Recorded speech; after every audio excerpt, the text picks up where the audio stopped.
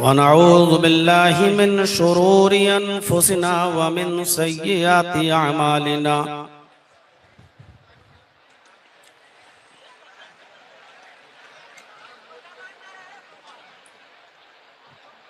मन यहदिहिल्लाहु फला मुज़िल्ल लहु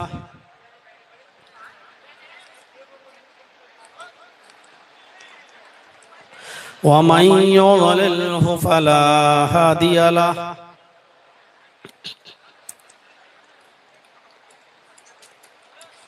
व अशहदु अल्ला इलाहा इल्लल्लाह वहदहु ला शरीक लहु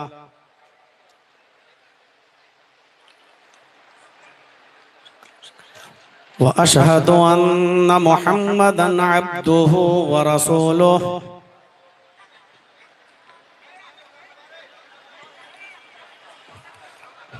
अम्मा बअद फ़इन्न खैरल हदीस किताबुल्लाह व खैरल हदी हदी मुहम्मदिन सल्लल्लाहु अलैहि वसल्लम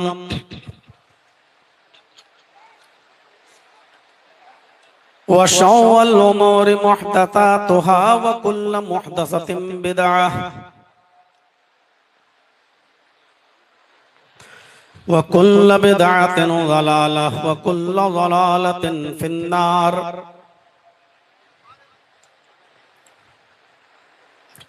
अऊज़ु बिल्लाहि मिनश शैतानिर रजीम। बिस्मिल्लाहिर रहमानिर रहीम।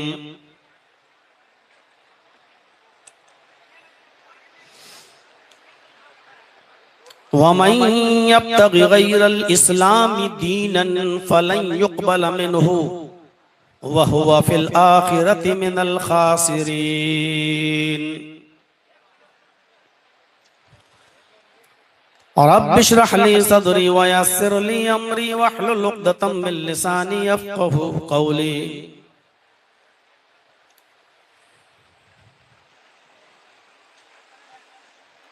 इस अज़ीम शान इजलास के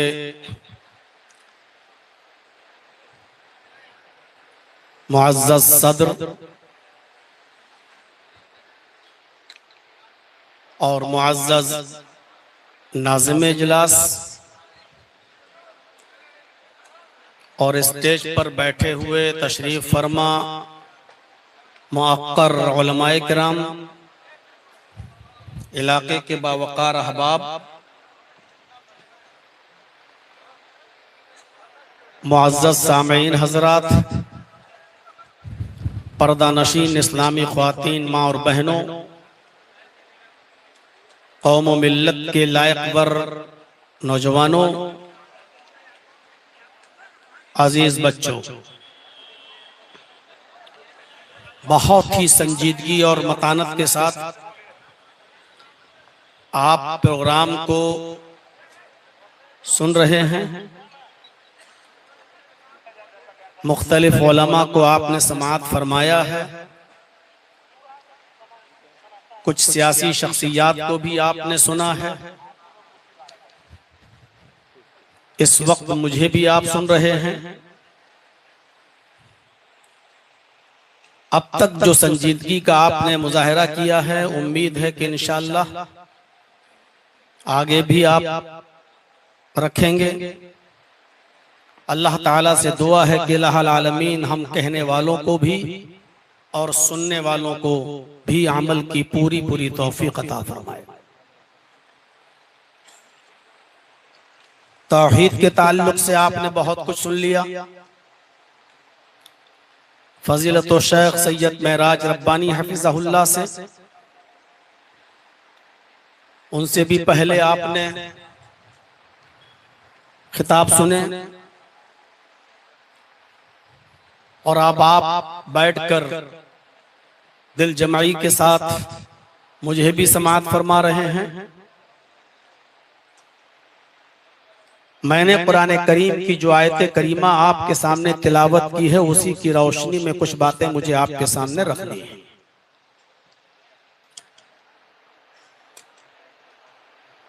अल्लाह तबारक व तआला ने इस आयत करीमा के अंदर इरशाद फरमाया है कि लोगों, इस्लाम को छोड़कर अगर तुमने कोई दूसरा दीन तलाश किया, कोई दूसरा रास्ता इख्तियार किया, कोई दूसरा दीन अगर आपने तलाश किया, तो उस दीन को कबूल नहीं किया जाएगा। वो रिजेक्ट है अल्लाह की नजर में। वमन यब्तगी गैरल इस्लामी दीनन, इस्लाम के अलावा कोई दूसरा कोई भी दीन अगर आपने तलाश किया, किसी ने भी, फलन युक़बल मिन्हु, वो रिजेक्टेड है, वो हरगिज कबूल नहीं किया जाएगा। वहुवा फिल आखिरति मिनल खासिरीन, और जो शख्स इस्लाम को छोड़कर कोई दूसरे दीन पर चलेगा तो वो आखिरत के अंदर नुकसान उठाने वालों में से होगा, खसारा पाने वाले लोगों में शामिल किया जाएगा। सर से लेकर पैर तक वो नुकसान ही नुकसान में डूबा हुआ होगा। इस आयत करीमा को मैंने आपके सामने पेश किया है, कोई ये महसूस न करे कि जर्जी साहब आप तो मुसलमान हैं इसलिए आप तो इस्लाम की तारीफ करेंगे ही, आप तो इस्लाम को पहले से मानते हैं इसलिए आप इस्लाम की तारीफ करेंगे ही। लेकिन नहीं, मैं इसलिए इस्लाम की तारीफ नहीं कर रहा हूं क्योंकि मैं मुसलमान हूं, बल्कि मैं इसलिए इस्लाम की तारीफ कर रहा हूं क्योंकि अल्लाह की तरफ से नाजिल किया हुआ दीन, अल्लाह की तरफ से उतारा हुआ दीन, यही दीन है इस्लाम। बकिया जितने भी मज़ाहिब दुनिया के अंदर हैं वो इंसानों के अपने ईजाद करदा हैं, वो इंसानों के अपने बनाए हुए हैं। अल्लाह की तरफ से उतारा हुआ दीन सिर्फ एक ही है और वो है इस्लाम। अल्लाह रब्बुल आलमीन ने ये जो हवा चलाई है, ये जो हम और आप महसूस करते हैं और जिस हवा में हम और आप जीवित रहते हैं, ये सबके लिए है। कोई ये नहीं कह सकता कि इस पर सिर्फ मेरी हुकूमत है, न कोई हिंदू ये कह सकता है कि ये हवा सिर्फ हमारे लिए है, न कोई मुसलमान ये कह सकता है कि ये हवा सिर्फ हमारे लिए है, न कोई यहूदी, न कोई ईसाई, कोई अपना दावा नहीं कर सकता। क्यों? क्योंकि ये कुदरती चीज है और सबके लिए। सूरज की रोशनी जो मिलती है उस पर किसी एक का इख्तियार नहीं है, वो सबके लिए है। आसमान से जो बारिश होती है उसका पानी गैर मुस्लिमों के खेतों में भी जाता है, मुसलमानों के खेतों में भी आता है। उस पर किसी एक का अधिकार नहीं है, वो सबके लिए है। इसी तरीके से अल्लाह तबारक व तआला की तरफ से नाजिल किया हुआ दीन सबके लिए है, वो किसी एक की उस पर इजारादारी नहीं है, एक की मिल्कियत नहीं है। जैसे हवा पर, सूरज की रोशनी पर, बारिश पर किसी एक का इख्तियार नहीं है, सब के लिए है। इसी तरह इस्लाम भी अल्लाह रब्बुल आलमीन ने जो उतारा है वो सबके लिए है। मैं इस्लाम की तारीफ इसलिए कर रहा हूं क्योंकि यही वो दीन है जो सबके लिए है। और आदम अलैहिस्सलातु वस्सलाम से लेकर आखिरी नबी मुहम्मदुर रसूलुल्लाह सल्लल्लाहु अलैहि वसल्लम तक जितने भी पैगंबर, जितने भी नबी इस दुनिया में आए, सारे नबियों का दीन यही था, इस्लाम। इसलिए मैं ये भी नहीं कहूंगा कि ये दीन मुहम्मदुर रसूलुल्लाह का है। मैं ये भी नहीं कहूंगा कि इस्लाम मुहम्मदुर रसूलुल्लाह लेकर आए। और शायद इसीलिए आज गैर मुस्लिम हमसे भाग रहे हैं, हमसे दूर हैं, क्योंकि वो ये समझते हैं कि ये दीन मुहम्मदुर रसूलुल्लाह का दीन है और ये मोहम्मद लेकर आए हैं। हमने अभी उनको बताया नहीं। आदम से लेकर मुहम्मदुर रसूलुल्लाह तक जितने भी पैगंबर इस दुनिया में आए, सबका यही दीन। और अल्लाह ताला ने मुहम्मदुर रसूलुल्लाह सल्लल्लाहु अलैहि वसल्लम को बाकायदा फरमाया, आपसे कहा, शरअ लकुम मिनद्दीनि मा वस्सा बिही नूहन वल्लज़ी औहैना इलैक वमा वस्सैना बिही इब्राहीम व मूसा व ईसा नक़ीमुद्दीन। आए मोहम्मद सल्लल्लाहु अलैहि वसल्लम, हमने आपके लिए उसी दीन को मशरू करार दिया, उसी दीन को हमने आपके लिए नाफिज किया, उसी दीन की स्थापना का, उसी दीन के निफाज का हमने आपको हुक्म दिया, जिस दीन के निफाज का हुक्म हमने नूह को दिया था, जिसकी वही हमने आपकी तरफ कर दी थी। हमने आपको वही दीन देकर भेजा जो दीन हमने आपसे पहले नूह को देकर भेजा था। देख रहे हैं, अल्लाह ने ये नहीं कहा कि आपको हमने इस्लाम देकर भेजा है, ये आपका दीन नहीं। वही दीन, वही धर्म, वही मजहब हमने आपको देकर भेजा है, जो मजहब, जो दीन हमने आपसे पहले नूह को देकर भेजा था, जिसका हुक्म, जिसकी वही हमने आपको कर दी थी, जिसकी खबर हमने आपको दे दी थी।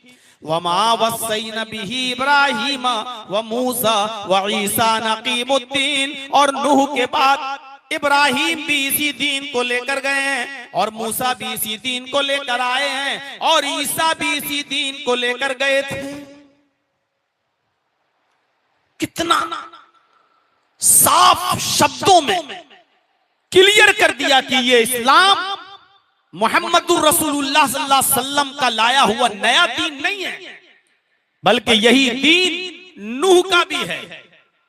आज नूह अलैहिस्सलातु वस्सलाम को हमारे हिंदू भाई मनु के नाम से जानते हैं। नूह अलैहिस्सलाम के बाद यही दीन इब्राहिम अलैहिस्सलाम भी लेकर आए। मूसा अलैहिस्सलाम, जिनको तौरात में, ओल्ड टेस्टामेंट में मौसिस कहा गया है, यही दीन वो भी लेकर आए।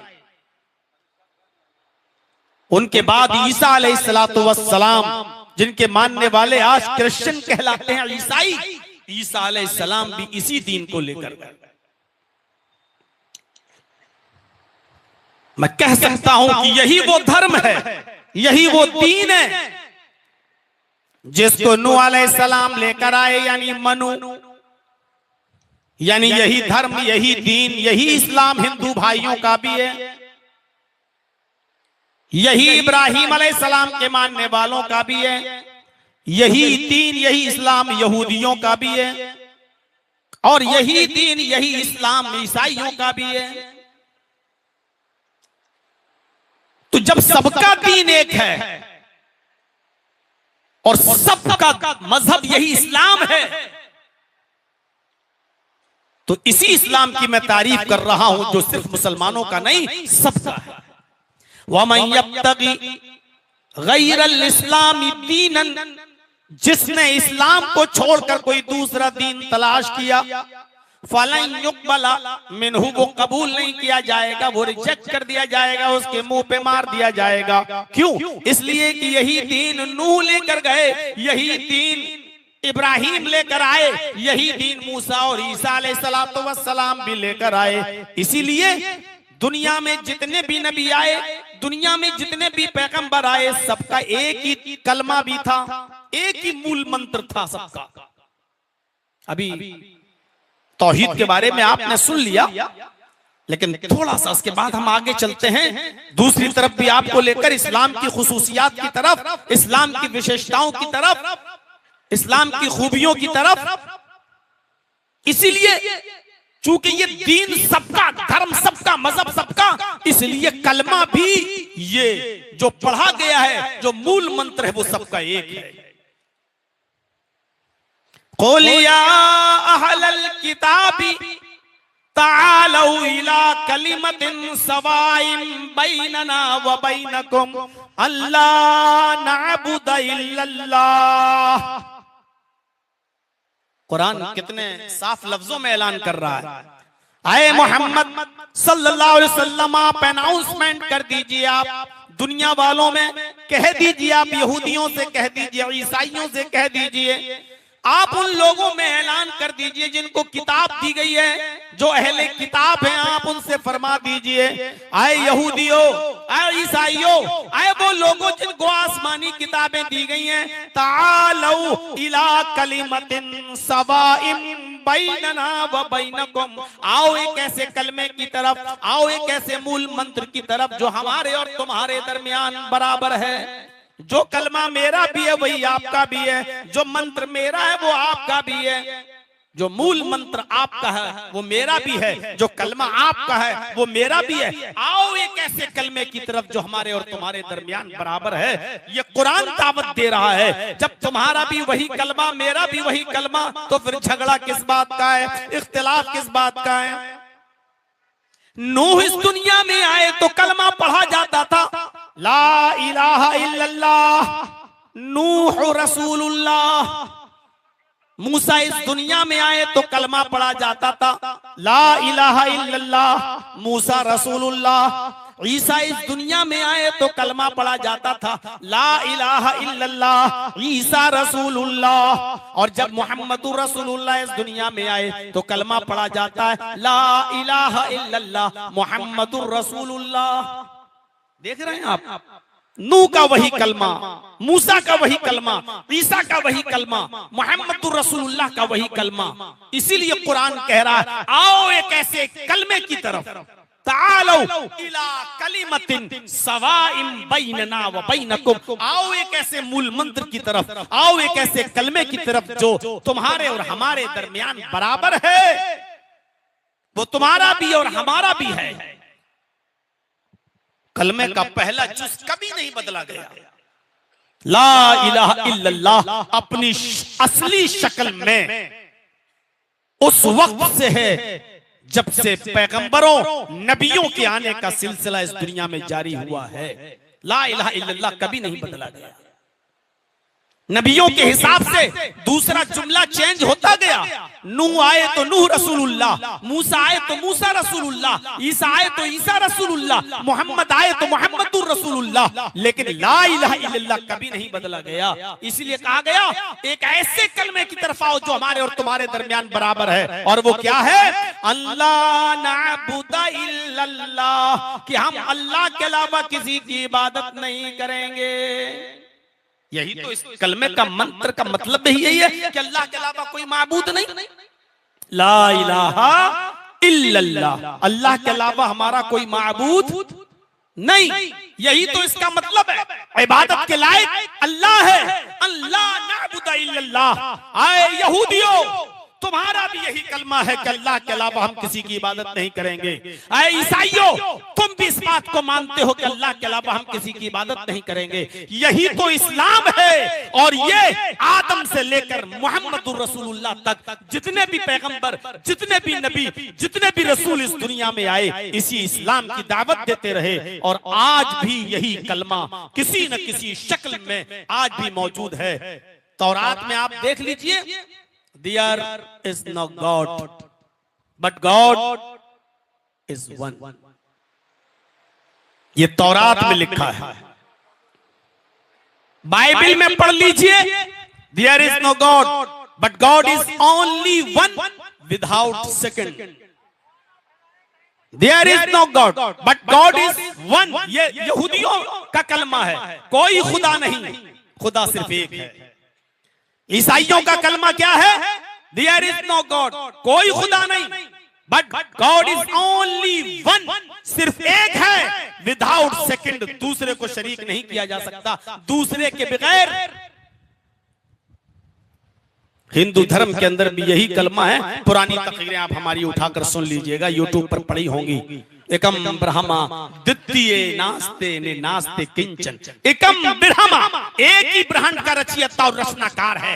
इस ब्रह्मांड का बनाने वाला एक ही है, इस दुनिया का खालिक एक ही है।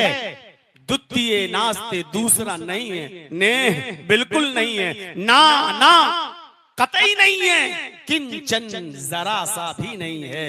इस दुनिया का, इस ब्रह्मांड का रचयिता और रचनाकार, क्रिएटर ऑफ यूनिवर्स, खालिक कायनात सिर्फ एक ही है, दूसरा नहीं, बिल्कुल नहीं, कतई नहीं, हरगिज नहीं, जरा सा भी नहीं। ला इलाहा इल्लल्लाह वहदहू ला शरीका लह, अल्लाह के अलावा हमारा कोई माबूद नहीं। वहदहू, वो अकेला है, तन्हे तना है। ला शरीक लह, उसका कोई शरीक नहीं, उसका कोई साझी नहीं। आज भी ये मूल मंत्र अपनी जगह पर मौजूद है, कोई इसका इनकार नहीं कर सकता। इस्लाम की सबसे बड़ी खूबी यह है कि ये दीन तौहीद है, तौहीद का दर्स देता है। तौहीद पर तो सुन चुके हो, हम ज्यादा नहीं आपको ये दर्स देंगे, क्योंकि पूरी तकरीर आपने तौहीद और तौहीद की खूबियों पर सैयद महराज रब्बानी हाफिज़हुल्लाह से आप सुन चुके हैं। अल्लाह हमें अमल की तौफीक अता फरमाए। लेकिन बस इतना बताता हूं कि इस्लाम की बहुत सी खूबियां हैं जो दूसरे मजहब के अंदर नहीं पाई जाती हैं, वो इस्लाम के अंदर पाई जाती हैं। उसमें सबसे बड़ी खूबी यह है कि इस्लाम दीन तौहीद है। देखिए, तौहीद हिंदू धर्म में भी है, तौहीद ईसाइयों में भी है, तौहीद यहूदियों में भी है, और तौहीद इस्लाम में भी है। फिर आप कहेंगे फिर खुसूसियत क्या रही? जब सब में तौहीद है और इस्लाम में भी है, तो इसको खुसूसियत में आप कैसे जोड़ रहे हैं? तो इसकी खुसूसियत यह है कि दूसरे मजहब के अंदर तौहीद है, लेकिन तौहीद के साथ साथ शिर्क भी है, और इस्लाम के अंदर सिर्फ तौहीद है, शिर्क नहीं है। मुसलमान शिर्क करता है, ये एक अलग मसला है, लेकिन इस्लाम के अंदर शिर्क नहीं है, ये देखने की चीज। अब देखिए, हिंदू धर्म के अंदर कितनी बड़ी तौहीद है। अभी मंत्र पढ़ा मैंने, एकम ब्रह्मा द्वितीय नास्ते नास्ते किंचन, तर्जमा भी सुना दिया। अब यजुर्वेद का एक मंत्र देखिए, इससे बड़ी तौहीद कहां होगी? यचित्तियो यो पिम्मिम्मा नस्तस्मा देवी शोरीरिशा, यचित्तियो यो पिम्मिम्मा, उससे मांगो। यो मानी इसमें इशारा बईद के लिए, वो यचित्ती मांगो, यो उससे, और दो बार यो आ रहा है, यचित्तियो यो पिम्मिम्मा। बहुत बड़ा दिल पे पत्थर रखकर आज 2-4 मंत्र पढ़ रहा हूं। हाई कोर्ट का डायरेक्शन होने के बावजूद भी हम खिलाफ वर्जी कर रहे हैं कि नहीं पढ़ना है, लेकिन फिर भी पढ़ दे रहा हूं। यचित्तियो यो पिम्मिम्मा, मांगो उससे, वही तो है पिम्मिम्मा, सब कुछ देने वाला, झोलियां भरने वाला, नवाजने वाला, अता करने वाला। यचित्तियो यो पिम्मिम्मा, उससे मांगो, वही है झोलियां भरने वाला, नवाजने वाला, देने वाला। नस्तस्मा देवी शोरीरिशा, उसके अलावा कोई भी देवी देवता तुम्हें कुछ भी नहीं दे सकता। नस्तस्मा, नहीं दे सकता है कोई भी देवी देवता तुम्हें, रीरिशा कुछ भी, उसके अलावा कोई भी देवी देवता तुम्हें कुछ भी नहीं दे सकता। कितनी बड़ी तौहीद है। उससे मांगो, वही है दामन भरने वाला, वही है झोली भरने वाला, वही आता करने वाला, वही है नवाजने वाला। उसके अलावा कोई भी नहीं है देवी देवता जो तुम्हें कुछ भी दे सके। ईमानदारी के साथ बताइए कितनी बड़ी तौहीद है।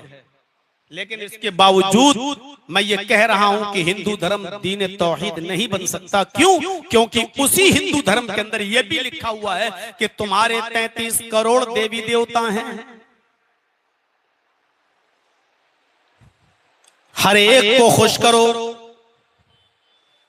और एक देवी को, एक देवता को एक दिन में प्रसन्न करो, एक दिन में खुश करो।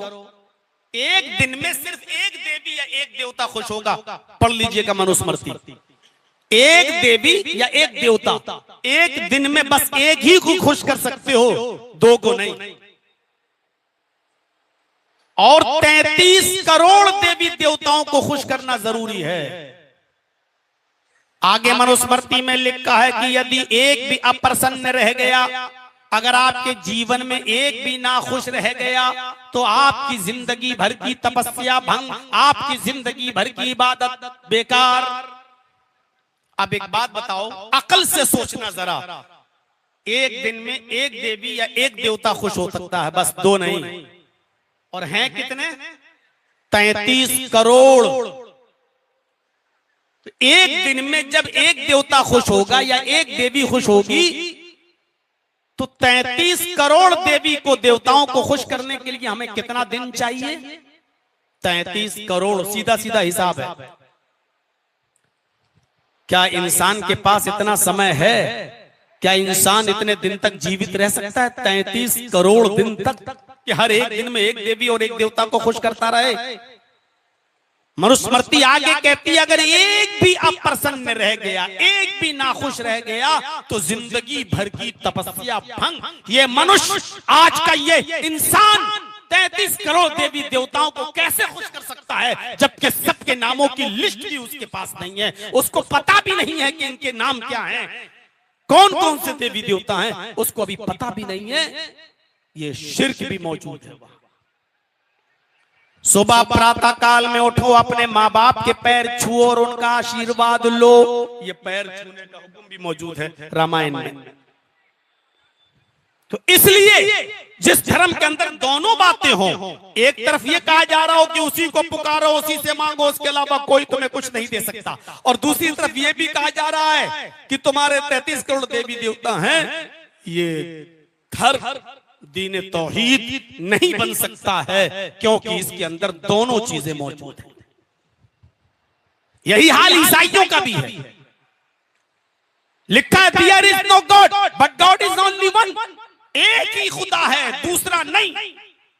नहीं, नो गॉड, कोई खुदा नहीं सिवाय एक के, विदाउट सेकंड, दूसरे को शरीक नहीं किया जा सकता। एक तरफ यह कहा जा रहा है कि तुम्हारा रब एक ही है, दूसरा नहीं, और दूसरी तरफ वही बाइबल ये कहती है, I will pray the father he shall give the another compounder. मैं अपने पिता से, मैं अपने बाप से ये दुआ करूंगा कि वो तुम्हें दूसरा मार्गदर्शक दे, वो तुम्हें दूसरा रास्ता दिखाने वाला दे। ईसा अलैहिस्सलाम अपने रब को बाप कह रहे हैं, I will pray the father. मैं अपने बाप से ये दुआ करूंगा, मैं अपने बाप से ये प्रे करूंगा। यानी मैं अपने अल्लाह को ईसा अलैहिस्सलाम बाप बना रहे हैं बाइबल के आधार पर। कुरान की बात नहीं कर रहा हूं मैं, हदीस की बात नहीं कर रहा हूं मैं। तो एक तरफ ईसा अल्लाह को अपना बाप कह रहे हो, और ये कह रहे हो कि मैं अपने बाप से दुआ करूंगा कि वो तुम्हें दूसरा मार्गदर्शक दे, रास्ता दिखाने वाला दे। I will not talk much with you. अब मैं तुमसे ज्यादा गुफ्तगू नहीं करूंगा, मैं इस दुनिया से जाने वाला हूं। जब तक मैं जाऊंगा नहीं, इस दुनिया का शहजादा आएगा नहीं। मैं जाऊंगा तब इस दुनिया का शहजादा आएगा। The prince of this world comes, his name will be Ahmad। इस दुनिया का शहजादा तशरीफ लाने वाला है जिसका नाम अहमद होगा। ईसा अलैहिस्सलाम ने अहमद नाम लिया बाइबल में, जो आज भी लिखा हुआ है। इसी लफ्ज़ अहमद को कुरान ने रिकॉर्ड करके वैसे ही बयान कर दिया कि ईसा अलैहिस्सलाम दुनिया में लोगों से कहते थे, मुबश्शिरम बिरसूलिन याती मिन बाद इस्मुहु अहमद। लोगों, मैं तुम्हें खुशखबरी देता हूँ, गुड न्यूज देता हूँ, शुभ समाचार सुनाता हूँ, एक ऐसे नबी का जो मेरे बाद आएगा, इस्मुहु अहमद, उसका नाम अहमद होगा। लेकिन ईसा को अल्लाह को अपना बाप भी कह रहे हैं, इसलिए ईसाइयत भी दीन तौहीद नहीं हो सकती है। इस्लाम दीन तौहीद है। मुसलमान शिर्क करता है वो एक अलग मसला है, लेकिन कुरान में शिर्क नहीं मिलेगा, हदीस में शिर्क नहीं मिलेगा।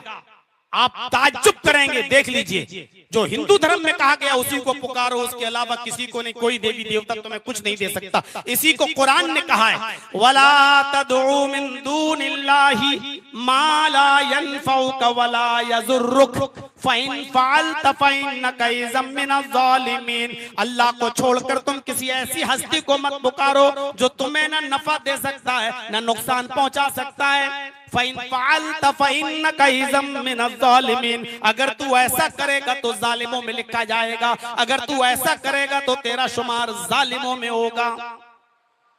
एक जगह कुरान यूं कहता है, इन्नल्लज़ीना तदऊन मिन दूनिल्लाहि लन यख़्लुक़ू ज़ुबाबन वला इज्तमऊ लहू।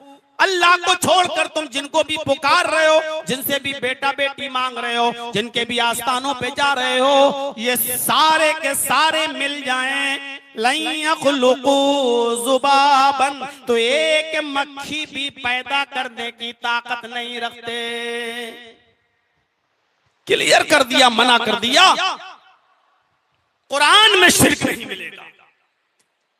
मोहम्मद रसूलुल्लाह ने भी अपनी तालीमात से यह साबित कर दिया कि शिर्क मुझे भी पसंद नहीं है। लोग मक्के से मदीने की तरफ आ रहे हैं, औरतें घरों की छतों पर खड़ी हुई हैं, मंजर देख रही हैं। आज अल्लाह के नबी मक्के से मदीना तशरीफ ला रहे हैं। आज देखते हैं मोहम्मद रसूलुल्लाह की सवारी किसके घर पर रुकेगी। छोटी छोटी बच्चियां दफ बजा रही हैं, ढोल पे हाथ पीट रही हैं, दफ बजा रही हैं, और छोटी छोटी बच्चियां गीत गा रही हैं, और मदीने की औरतें अपने घरों की छतों पे चढ़ के देख रही हैं कि आज मोहम्मद रसूलुल्लाह की सवारी किसके घर पर रुकेगी। देखें आज उड़नी किसके घर पर रुकेगी। वो छोटी छोटी बच्चियां गीत गाते हुए कहती हैं, तलाल बद्रु अलैना मिन सनयातिल वदाई वजब शुक्र अलैना मा दा लिल्लाहि दाई। आज अल्लाह का शुक्र अदा जितना भी करूं कम है। 14वीं रात का चांद आज मक्के से चमकता हुआ मदीने में तशरीफ लाया है। तलाल बद्रु अलैना मिन सनयातिल बदाई, फारान की चोटियों से आज बदरे कामिल चमका है। आज 14वीं का चांद चमका है। आज मोहम्मद रसूलुल्लाह मक्के से मदीना तशरीफ लाए हैं। ये छोटी छोटी बच्चियां गीत गा रही हैं। जब सवारी करीब आती है और उन बच्चियों के पास से आप गुजरते हैं तो वो छोटी छोटी 5-5, 6-6 साल की बच्चियां मोहम्मद रसूलुल्लाह को देखती हैं तो उनकी जबान से एक जुमला निकलने लगता है, वफीना नबियुन यअलमु मा फी गद। आज हमारे पास एक ऐसे नबी आए हैं जो कल की बात भी जानते हैं। सिर्फ इतना सा जुमला कह दिया, इन बच्चियों ने 6 साल की 5 साल की लड़कियों के मुंह से ये जुमला निकल गया, वो फीना नबियुन यअलमु मा फी गद। आज हमारे पास एक ऐसे नबी आए जो कल की बात भी जानते हैं, कल का इल्म भी रखते हैं, कल क्या होगा ये बता देते हैं। अल्लाह के नबी अपनी ऊंटनी से उतरते हैं और उन बच्चियों के पास आते हैं और उन बच्चियों से कहते हैं, आए बच्चियों ये जुमला पढ़ना छोड़ दो, ये बोलना छोड़ दो कि मोहम्मद कल की बात भी जानते हैं। हमारे दरमियान एक ऐसे नबी आए हैं जो कल की बात जानते हैं। दई हाज़िहिल कलिमात, इन कलिमात को छोड़ दो, तुम वही जुमले पढ़ो जो पहले पढ़ रही थी। तलाल बद्रु अलैना मिन सनयातिल वदाई वजब शुक्र अलैना मा दा लिल्लाहि दाई। यही अदा करो, यही पढ़ो। ये मत कहो कि हमारे पास एक ऐसे नबी आए जो कल की बात भी जानते हैं। अल्लाह की कसम मुझे इस बात का इल्म नहीं है कि कल मेरे साथ क्या होगा, तुम्हारे साथ क्या होगा। मुझे कल का इल्म नहीं कि कल मैं जिंदा भी रहूंगा या कल जिंदा नहीं भी रहूंगा। मुझे इस बात का बिल्कुल इल्म नहीं है। मैं तंदुरुस्त भी रहूंगा या बीमार हो जाऊंगा, मुझे इस बात का भी इल्म नहीं है। आपने उन बच्चियों को ये जुमले अदा करने से रोक दिया। कुरान ने भी मना किया, नबी ने भी मना किया। इसलिए मैं कह सकता हूं कि इस्लाम दीन तौहीद है, क्योंकि तौहीद सिर्फ इस्लाम के अंदर मिलेगी। शिर्क नाम की कोई चीज नहीं मिलेगी। इस्लाम की दूसरी खुसूसियत यह है कि ये दीन रिसालत है। रसूल का सही तसव्वुर इस्लाम पेश करता है। दुनिया में आने वाले जितने भी महान पुरुष हैं, तखय्युल की शाहराह पर सवार होकर थोड़ी देर के लिए सोचिएगा, थोड़ी देर के लिए, क्या आज उन मज़ाहिब के मानने वालों ने अपने दरमियान आने वाले किसी पैगंबर को, किसी ऋषि को, किसी मुनि को, किसी महापुरुष को इंसान रहने दिया? इंसानियत के मकाम से निकालकर खुदा की कुर्सी पर लाकर बिठा दिया। किसी भी नाहिए से आप देख लीजिए, किसी भी मजहब को उठाकर देख लीजिए आप। यहूदियों को उठा लो, यहूदियों के नबी मूसा भी हैं और उज़ैर भी हैं, लेकिन यहूदियों ने उज़ैर को इंसान मानना छोड़ दिया और उन्होंने हजरत उज़ैर को खुदा का बेटा करार दे दिया।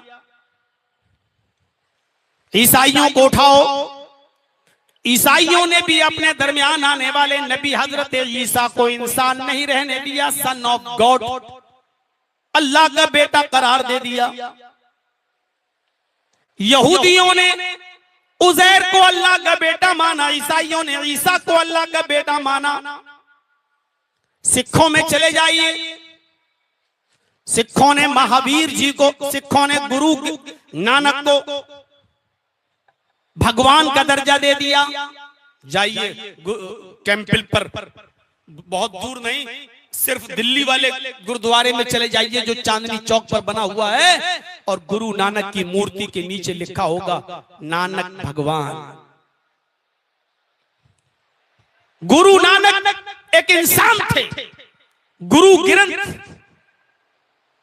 एक बार मेरे हाथ लगी और मैं पढ़ रहा था तो गुरु ग्रंथ के सफा नंबर 320 पर मैं दंग रह गया।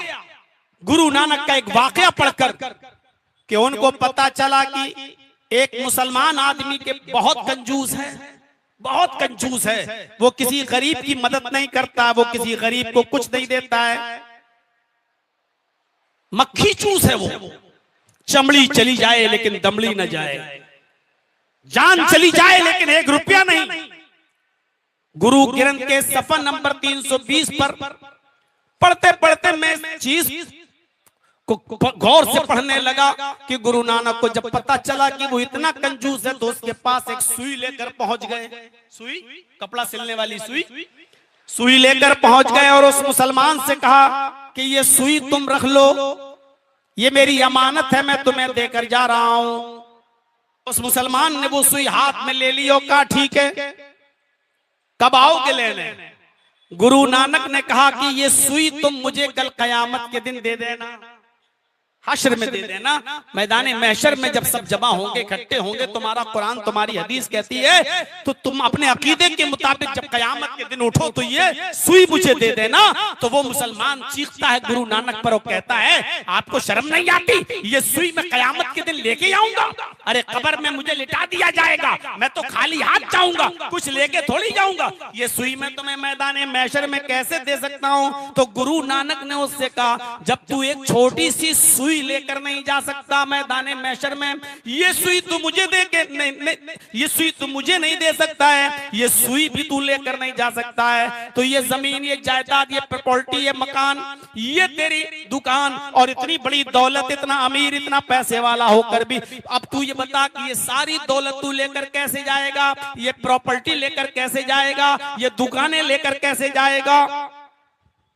गुरु नानक की ये बात उस मुसलमान को चुभ गई और उसको एहसास हुआ और गुरु नानक की बात मानकर उसने सदका और खैरात करना शुरू कर दिया। हम तो शुरू से कहते हैं, एक बात हमारी ये हमेशा रही है कि अच्छी बात कहीं से भी मिले उसको ले लेना चाहिए। अगर गुरु नानक ने ये अच्छी बात दी है और ये अगर हमें फायदा पहुंचा रही है तो इस बात को मानने में क्या एतराज है। लेकिन सिखों ने गुरु नानक को आज इंसान नहीं रहने दिया। गुरु नानक के मानने वालों ने नानक को, गुरु नानक को भगवान का दर्जा दे दिया। सिखों में चले जाइए, गुरु नानक को भगवान का दर्जा। जैनियों में चले जाइए, उन्होंने महावीर जी को पुरुष, महान पुरुष से हटाकर उन्होंने भी भगवान का दर्जा दे दिया, महावीर भगवान।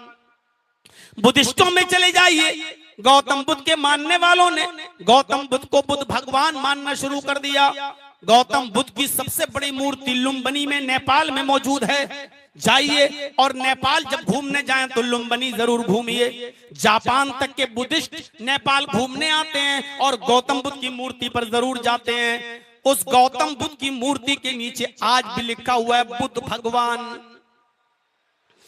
बुद्धिस्टों ने गौतम बुद्ध को भगवान का दर्जा दे दिया। हमारे हिंदू भाइयों में आ जाइए, कृष्ण जी एक इंसान थे और रामचंद्र जी भी एक इंसान थे, महान पुरुष थे, मर्यादा पुरुषोत्तम थे। हम भी इस बात को मानते हैं, तस्लीम करते हैं। लेकिन हमारे हिंदू भाइयों ने कृष्ण जी को भगवान का दर्जा दे दिया और रामचंद्र जी को भी भगवान का दर्जा दे दिया। इंसानियत से निकाल दिया। दुनिया का कोई धर्म उठाकर देख लो आप, किसी धर्म के अंदर आने वाला इंसान नबी की शक्ल में, रसूल की शक्ल में, अवतार की शक्ल में, ऋषि की शक्ल में, मुनि की शक्ल में आया, उन लोगों ने उसको इंसानियत के दर्जे से निकालकर भगवान के दर्जे पर, भगवान की कुर्सी पर बिठा दिया। अब थोड़ी देर के लिए मोहम्मदुर रसूलुल्लाह सल्लल्लाहु अलैहि वसल्लम को देखिए, हमारे दरमियान आए। कुरान ने भी आपको भगवान का दर्जा देने से इनकार कर दिया और खुद मोहम्मद रसूलुल्लाह सल्लल्लाहु अलैहि वसल्लम ने भी अपनी जबान से कभी अपने आप को भगवान का दर्जा नहीं दिया।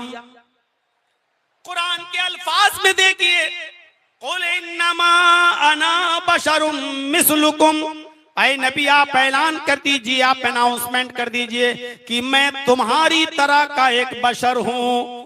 कुल इन्नमा अना बशरुम मिस्लुकुम, ऐ नबी कह दो कि मैं तुम्हारी तरह का एक इंसान हूं। बशर के साथ मिस्लुकुम भी लगा है, इसने सारे शुकूक और शबहात को जाइल कर दिया है। मैं इंसान ही नहीं बल्कि तुम्हारी तरह का इंसान हूं।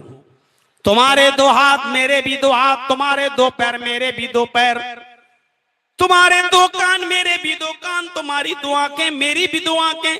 तुम चलते फिरते हो, मैं भी चलता फिरता हूँ। तुम खाते पीते हो, मैं भी खाता पीता हूँ। तुम्हारी शादियां होती हैं, मेरी भी शादी हुई। तुम्हारे बीवी हैं, मेरी भी बीवियां थी। तुम्हारे बच्चे, मेरे भी बच्चे। तुम्हें दुख पहुंचता है, मुझे भी पहुंचता है। तुम्हें खुशी पहुंचती है, मुझे भी खुशी पहुंचती है। खुशी और गम जैसे तुम्हें लायक होता है, मुझे भी होता है। तुम भी बशर, मैं भी बशर। मिस्लुकुम, बल्कि बिल्कुल मैं तुम्हारी तरह हूं। उठने में, बैठने में, चलने में, फिरने में, खाने में, शादियों में, ब्याह में मैं तुम्हारी तरह हूं। हाँ, लेकिन मकाम और मर्तबे में मैं तुमसे बहुत बुलंद हूं। मकाम और मर्तबे में मैं तुमसे बहुत ऊंचा हूं। इसलिए ऊहिया इलैया, मेरी तरफ अल्लाह की तरफ से वही आती है। मेरे पास अल्लाह की तरफ से जिब्राइल आते हैं। मेरे पास कुरान की आयतें नाजिल होती हैं। जिब्राइल मेरे पास कुरान लेकर आते हैं। इसलिए इस कुरान के नुज़ूल से और वही की वजह से मेरा मकाम और मेरा दर्जा बहुत बुलंद है, तुमसे बहुत ऊंचा है। तो ये तो नबुव्वत का फर्क है। इंसान होने के नाते कोई फर्क नहीं है तुम में और हम में। खुद अल्लाह के नबी सल्लल्लाहु अलैहि वसल्लम भी लोगों से यही कहते रहे। एक देहाती अल्लाह के नबी के पास आया। इब्ने माजा की सफ़हात पर इस रिवायत को देखा जा सकता है। एक देहाती अल्लाह के नबी के पास आया और कुछ कहना चाहता था लेकिन डर रहा है। कुछ कहना चाहता था, अल्लाह के नबी कुछ कहना चाहता था लेकिन रौब, दबदबा, कहां नबी, पैगंबर, और कहां मेरी हैसियत, मैं क्या गुफ्तगू करूं, मैं क्या बात करूं। तो वो कुछ कहता था लेकिन कह नहीं पाता था। अल्लाह के नबी उठते हैं, उसके कांधे पकड़ते हैं, ये दोनों कांधे, मुस्कुराते हैं और उससे कहते हैं ला तखफ, मत डरो, इन्नी लस्तु बिमलिक, मैं बादशाह थोड़ी हूं। है जुमले देखिए अल्लाह के रसूल के, मैं बादशाह थोड़ी हूं, किसी मुल्क का हाकिम नहीं हूं। क्यों डर रहे हो तुम? जो बात कहना चाहते हो कहो। इन्नी लस्तु बिमलिक, मैं बादशाह नहीं हूं। अना बनु इमरातिन ताकुलुल कदीद, मैं भी एक ऐसी औरत का बेटा हूं जो खुश्क गोश्त के टुकड़े खाती थी, जो सूखे हुए गोश्त के टुकड़े खाती थी। मैं भी ऐसी मां का बेटा हूं। जुमलों पर गौर करो। अनबनु इमरातिन ताकुलुल कदीद, मुझे भी ऐसी मां ने जना है जो गोश्त के सूखे टुकड़े खाती थी। गोश्त के सूखे टुकड़े जानते हो ना, कुर्बानी की है ना। कितने दिन तक गोश्त चलाओगे कुर्बानी का? मैंने तो सुना है कि मुहर्रम तक चलता है। हो सकता है कि इससे भी ज्यादा 2-2, 3-3 महीने तक चलता हो। और हम लोगों के यहाँ तो फ्रिज में रखने का रवाज है, जो 2, 4, 5, 6 दिन बस उसमें जान रहती है, उसके बाद बेकार हो जाता है। यहां मैंने एक नया तरीका सीखा है, देखा है। उसी गोश्त को आप तेल में तलते रहिए तो वो महीनों चलता है। दूसरे दिन फिर थोड़ा कड़ा टाइट जरूर हो जाता है, लेकिन दूसरे दिन फिर तेल में उसको भून दीजिए, फिर वो सही। तीसरे दिन फिर से रोजाना तेल के अंदर भूनते रहिए, और फिर इसको 1 साल तक भी रख सकते हैं, वो खराब नहीं होगा। ये मैंने यही मुझे पता चला है, माफ कीजिएगा, मुझे नहीं मालूम था कि 2-2 महीने और 3-3 महीने भी चल जाता है गोश्त। पहले तो बंगाल में मटिया बुरुज में गया तो पता चला कि लोग 6-6 महीने 8-8 महीने खाते हैं। तो मैं ताज्जुब करता था कैसे खाते, तो वो भी रखने का तरीका है उनके पास। तो अल्लाह के नबी ने फरमाया कि मैं ऐसी मां का बेटा हूं जो गोश्त के सूखे टुकड़े खाती थी। कदीद, अरबी जबान में कदीद उस गोश्त को कहते हैं जैसे ऊंट नहर किया, 4 किलो 5 किलो का एक टुकड़ा काट लिया गया, कोई लेके आया, अब घर में रख दिया, उसको नमक लगाकर साल्ट लगाकर उसको धूप में सुखा लिया जाता था, खुश्क कर लिया जाता था और उसको रख दिया जाता था। अब ये गोश्त महीनों चलता था। जब जरूरत पड़ी थोड़ा सा काट लिया और पका लिया, फिर 15-20 दिन के बाद फिर जरूरत पड़ी, फिर काट लिया और पका लिया। जिस गोश्त को नमक में डालकर धूप में सुखा लिया जाता था, अरब के लोग इस गोश्त को कदीद कहते थे। कदीद, जो बिल्कुल सूख जाता था, खुश्क लकड़ी की तरह टाइट हो जाता था, इसको कदीद कहते हैं। अल्लाह के नबी ने फरमाया, आए मेरे साथी, बोलो क्या बोलते हो? मैं किसी मुल्क का बादशाह थोड़ी हूं, मैं भी एक ऐसी मां का बेटा हूं जिसको ताजा गोश्त भी खाने को नहीं मिलता था। वो गोश्त के सूखे टुकड़े खाती थी, वो खुश्क गोश्त खाती थी। मुझे ऐसी मां ने पैदा किया है। मैं भी बहुत गरीब घर में पैदा हुआ हूं जिसको ताजा गोश्त खाना नसीब नहीं होता था, मुझे उस मां ने पैदा किया है। तुम क्यों डरते हो? अपनी बात कहो। तब उस देहाती ने अपनी बात अल्लाह के नबी के सामने रखी है। गौर करो, मैं ऐसी मां का बेटा हूं। आपने अपने आप को एक औरत का बेटा कहा है, इंसान कहा है, तो अल्लाह के रसूल एक ऐसी शख्सियत हैं जिसको सिर्फ इंसान माना जाता है। अब हमारे बहुत से मुसलमान कोशिश कर रहे हैं नबी अकरम को इंसानियत के दर्जे से निकालने की। नहीं, इंसान नहीं थे, अल्लाह ने अपने नूर से पैदा किया। इंसानियत से निकालना चाहते हैं, याद रखिएगा, सिर्फ इस्लाम एक ऐसा मजहब है कि जिस मजहब के अंदर आने वाला नबी पहले भी इंसान था, आज भी इंसान है, और कयामत की सुबह तक उसको इंसान ही कहा जाएगा। भगवान का दर्जा नहीं दिया जा सकता है। इबादत होगी सिर्फ अल्लाह की, और तरीका माना जाएगा मुहम्मदुर रसूलुल्लाह का। मोहम्मद की इबादत नहीं होगी, मुहम्मदुर रसूलुल्लाह का उसूल माना जाएगा, तरीका माना जाएगा। नमाज पढ़ी तो जाएगी अल्लाह के लिए, लेकिन नमाज पढ़ी जाएगी मुहम्मदुर रसूलुल्लाह के बताए हुए तरीके के मुताबिक। ये फर्क समझने की कोशिश कीजिए आप। हम नबी अकरम को मानते हैं माबूद की हैसियत से नहीं, रसूल की हैसियत से। हम इबादत सिर्फ अल्लाह की करते हैं और मोहम्मदुर रसूलुल्लाह को हम मार्गदर्शक मानते हैं। अल्लाह ने अपनी इबादत करने का तरीका सिखाया है मोहम्मदुर रसूलुल्लाह को, और मोहम्मदुर रसूलुल्लाह ने बताया है अपनी पूरी उम्मत को, हमें इबादत तो अल्लाह की करना है और तरीका मोहम्मदुर रसूलुल्लाह का मानना है। तो रिसालत का सही तसव्वुर हमें पेश किया है इस्लाम ने। तो इस्लाम तो दीन तौहीद भी है, इस्लाम दीन रिसालत भी है। रिसालत का सही तसव्वुर इस्लाम ने पेश किया है, और इसीलिए वेदों में भी कहा गया है कि आखिरी नबी इंसान होगा। वेदाहामिद पुरुष महानिमादित्य वरुण तपस प्रस्ताव, साफ कह दिया गया आखिरी नबी जो इस दुनिया में आएगा उसका नाम अहमद होगा। वेदाहामिद अहमद आएगा, पुरुष इंसान होगा, महान इमादित्य इतना बड़ा महान इंसान होगा, पुरुष होगा, उसके बराबर कोई दूसरा नहीं होगा। क्लियर कर दिया गया है कि आखिरी नबी इंसान होगा। अल्हम्दुलिल्लाह हम मुसलमान मोहम्मदुर रसूलुल्लाह को इंसान मानते हैं। आइए तीसरी खुसूसियत की तरफ आते हैं। अल्लाह ताला ने इस्लाम की तीसरी खुसूसियत ये दी है इस्लाम को कि ये दीन अदल है, अदल और इंसाफ। इस्लाम के अंदर अदल का जो तसव्वुर है वो दुनिया के किसी मजहब के अंदर नहीं मिलेगा। हमको आपके झारखंड की हालत तो नहीं मालूम, लेकिन उत्तर प्रदेश की हालत आप देख सकते हैं। मैं लखनऊ के जिस इलाके में रहता हूं, बाकायदा मंगल के दिन जब वहां भंडारे होते हैं तो रास्ते बदल दिए जाते हैं गाड़ियों के लिए और मोटरसाइकिलों के लिए कि यहां भंडारा चल रहा है, लिहाजा कोई कार तो छोड़िए मोटरसाइकिल तक इस जगह से नहीं निकलेगी। उनके रास्ते डिवाइड कर दिए जाते हैं मंगल के दिन अलग। लेकिन हम मुसलमानों को पूरे साल नहीं, सिर्फ ईद और बकरीद के दिन भी ये कह दिया जाता है कि सड़क पर और रोड पर आपको नमाज पढ़ने की इजाजत नहीं। नमाज के लिए मस्जिदें होती हैं, शिफ्टों में नमाज पढ़िए, लेकिन सड़क पर यातायात को अगर रोका गया तो हम दूसरे ढंग से निपटना भी जानते हैं।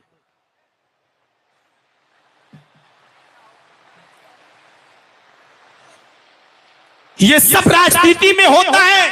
हो अफसोस इस बात का नहीं है, अफसोस इस बात पर होता है कि एक धर्म का चोला ओढ़कर, धर्म का लिबादा ओढ़कर, धर्म का लिबास पहनकर और धर्म के नाम पर बना हुआ वो आदमी इस बात को कहता है, तब तकलीफ होती है कि आप किस धर्म का प्रचार कर रहे हैं। हमारे धर्म का उसूल सुनिए, हमारे मजहब का उसूल सुनिए। हमारा मजहब अदल और इंसाफ के लिए कितना सख्त कानून बनाता है। कहता है वला यजरिमन्नकुम शनआनु कौमिन अला अल्ला तादिलू, आए मुसलमानों तुम्हें किसी कौम की दुश्मनी इस बात पर आमादा न कर दे कि तुम उनके साथ इंसाफ न करो। किसी भी मजहब का हो, किसी भी धर्म का मानने वाला हो, अगर वो हक पर है तो उसी के फेवर में बात करना, उसी के बारे में बोलना। इंसाफ का तकाजा ये है कि जो सच्चा हो उसी के बारे में बात करना। अभी एक हिंदू का एक मुसलमान का झगड़ा मेरे पास आ जाए, हमें कुरान ये कहता है कि जर्जीस ये मत देखना कि ये मुसलमान है, इसके खिलाफ हम फैसला नहीं करेंगे। ये देखना इन दोनों में सच्चा कौन है, इन दोनों में हक पर कौन है, इन दोनों में दलाइल के एतबार से मजबूत कौन है। फैसला तुम उसके हक में करना जो अदल पा रहा हो, जो उसका मुस्तहिक हो। इस्लाम की तारीखें भरी पड़ी हैं। हजरत अली खलीफा है, खलीफा हजरत अली खलीफा है, खलीफा मालिक हैं अपने शहर के। गौर कीजिएगा, हजरत अली का ही बनाया हुआ काजी है जिसका नाम है काजी शुरैह। काजी शुरैह को काजी बनाने वाली हस्ती खुद हजरत अली की। इंसाफ का तकाजा देखिए, हजरत अली की नजर एक यहूदी के ऊपर पड़ती है। क्या देखते हैं कि यहूदी के पास जो जिरा है, जिरा, ये तो मेरी जिरा है, मेरी जिरा खो गई थी, इसको कैसे मिल गई? जिरा जो होती थी, लोहे की जिरा होती है, जंग के मौके पर उसको पहन लिया जाता था ताकि दुश्मन जब तीर फेंके तो वो तीर जिस्म पर न लगे, उस जिरा पे आके लग जाए। तो वो लोहे की जिरा होती थी जिससे सीना जख्मी नहीं होता था, लोग ऊपर से पहन लिया करते थे लोहे की उस जिरा को। तो हजरत अली ने उस यहूदी के हाथ में जिरा देखी, उस यहूदी से कहा, आए यहूदी, ये जिरा तो मेरी है, तेरे पास कहां से आ गई? उस यहूदी ने कहा, आए अली, आप झूठ बोल रहे हैं, ये जिरा मेरी है। अच्छा गौर करो, जिसने कभी जिंदगी में झूठ ना बोला हो और उसके मुंह पर आप अचानक कह दें कि तुम झूठ बोल रहे हो, उसको कितना गुस्सा आएगा। आप मुझे चिढ़ा रहे हैं। उस यहूदी ने कहा, अली आप झूठ बोल रहे हैं, ये जिरा मेरी है। हजरत अली ने कहा, इस जिरा को मेरे बेटे पहचानते हैं, मेरा गुलाम पहचानता है। उस यहूदी ने कहा, आप झूठ बोल रहे हैं, ये जिरा मेरी है। हजरत अली ने कहा, नहीं दोगे? उस यहूदी ने कहा, नहीं दूंगा। हजरत अली ने कहा, ठीक है, फिर मैं अदालत से ले लूंगा, मैं कोर्ट में तुम्हारे खिलाफ मुकदमा दायर करूंगा। हजरत अली खलीफा है, लेकिन इसके बावजूद चाहते तो एक इशारा करते और लोग उस यहूदी से जिरा छीन कर हजरत अली को देते और इस यहूदी से कहते, कमीने तू अली को झूठा कह रहा है, शर्म नहीं आती? खलीफा को झूठा कह रहा है, अमीरुल मोमिनीन को झूठा कह रहा है। लेकिन हजरत अली ने किसी को नहीं उकसाया, कहा मैं अदालत से जिरा ले लूंगा, मुकदमा तेरे खिलाफ दायर करूंगा, क्योंकि मेरे पास गवाह है, मेरा बेटा इस जिरा को पहचानता है, मेरा गुलाम इस जिरा को पहचानता है, लिहाजा ये जिरा तो मेरी है, अदालत से मुझे मिल जाएगी। हजरत अली ने मुकदमा दायर कर दिया उस यहूदी के खिलाफ कि उस यहूदी के पास मेरी जिरा है, वो यहूदी मेरी जिरा नहीं दे रहा है। नोटिस पहुंच गया यहूदी के पास, आओ। यहूदी कटघरे में खड़ा है। काजी शुरैह ने हजरत अली से कहा है कि मुद्दई आप है, दावा आपने किया है, आप बताइए आपकी प्रॉब्लम क्या है। हजरत अली ने कहा, काजी साहब, इस यहूदी के पास एक जिरा है जो अब भी वो लेकर आया है, इसी जिरा के बारे में मेरी बहस है। ये जिरा मेरी है, लेकिन ये मेरी जिरा देने से इनकार कर रहा है, मैं चाहता हूं कि ये मेरी जिरा दे दे। अब हजरत काजी शुरैह ने उस यहूदी से कहा, आए यहूदी, तुम अपनी सफाई में कुछ कहना चाहते हो? देखिए जज के सामने भी कितनी मुश्किलें होती हैं। आए यहूदी, तुम अपने सफाई में कुछ कहना चाहते हो? उस यहूदी ने उस भरी कोर्ट में, भरी अदालत में फिर कहा, काजी साहब, अमीरुल मोमिनीन झूठ बोल रहे हैं, ये हजरत अली झूठ बोल रहे हैं, मेरी जिरा को अपनी जिरा बता रहे हैं, ये जिरा मेरी है, इनकी नहीं है। अब काजी ने फैसला क्या किया देखिए आप, हजरत अली को जिरा नहीं दे दी। हजरत अली से कहा, आए अली, तुम कहते हो ये मेरी जिरा है, यहूदी कह रहा है ये मेरी जिरा है, दावा तुमने किया है कि ये जिरा मेरी है, इसलिए सबूत तुम्हें पेश करना पड़ेगा, सबूत तुम्हें पेश करना पड़ेगा कि ये जिरा तुम्हारी है, लिहाजा अपने जिरा होने की गवाही के लिए कोई गवाह पेश करो। हजरत अली ने झट से अपने बेटे को खड़ा कर दिया और बेटे ने गवाही दी, काजी साहब, मैं हजरत अली का बेटा हसन हूं और मैं गवाही देता हूं कि इस यहूदी के पास जो जिरा है ये मेरे अब्बू की जिरा है, ये हजरत अली की जिरा है, ये मेरे बाप की जिरा है। काजी शुरैह ने जब हसन की ये गवाही सुनी तो हजरत अली को देखते हुए फौरन टोक दिया और कहा, अमीरुल मोमिनीन होंगे आप अपने घर के, आप खलीफा होंगे इस अदालत के बाहर, लेकिन आपको इतना भी नहीं मालूम कि ये कोर्ट है या अदालत है। और शरीयत इस्लाम ये कहती है कि बाप के हक में बेटे की गवाही काबिल कबूल नहीं है। आपकी गवाही आपका बेटा दे रहा है, शरीयत की रोशनी में आपकी गवाही आपका बेटा नहीं दे सकता है, क्योंकि बेटे अक्सर बाप के फेवर में बोलते हैं, लिहाजा बेटे की गवाही नहीं मानी जाएगी। ऐ अली, आपके बेटे की गवाही नहीं मानी जाएगी, कोई दूसरा गवाह लेकर आओ। भरी अदालत में और सुन ले वो लोग जो आज मजहबी कार्ड खेलते हैं, हर जगह जो हिंदू मुस्लिम का राग लाते हैं, वो देख लें इस्लामी हुकूमत मौजूद है, लेकिन हजरत अली के गवाह की गवाही नहीं मानी जा रही है। यहां तो सारे अपने शोभे बिठा दिए गए हैं, शतरंज की चाल पे सारे पत्ते अपने फेंक दिए गए हैं। इंसाफ मिले तो कहां से मिले? पूरा जख्म तो हमारा तुमने छल्ली छल्ली कर दिया है, अब मरहम रखोगे तो कहां रखोगे? मेरे भाइयों, अब जख्म तलाश कर रहे हो, पूरा जिस्म तो हमारा छल्ली छल्ली है। हजरत अली ने कहा, काजी साहब मेरे पास दूसरा गवाह भी मौजूद है। उन्होंने अपने गुलाम को पेश कर दिया। हजरत अली के गुलाम कंबर ने गवाही दी, काजी साहब मैं अली का गुलाम हूं और ये गवाही देता हूं कि ये जिरा मेरे मालिक की है, हजरत अली की है। काजी सुरह ने टोकते हुए कहा कि तुम अमीरुल मोमिनीन के गुलाम हो। कहा शरीयत में मालिक की गवाही गुलाम अगर देता है तो गुलाम की गवाही भी काबिल कबूल नहीं है, क्योंकि गुलाम अपने मालिक के ही फेवर में बोलेगा, वो अपने मालिक के खिलाफ नहीं बोल सकता, क्योंकि उसको अपने मालिक का डर रहता है। इसलिए शरीयत मालिक के हक में गुलाम की गवाही नहीं मानती है, लिहाजा तुम्हारी गवाही भी कबूल नहीं। आए अली, कोई और गवाह पेश करो।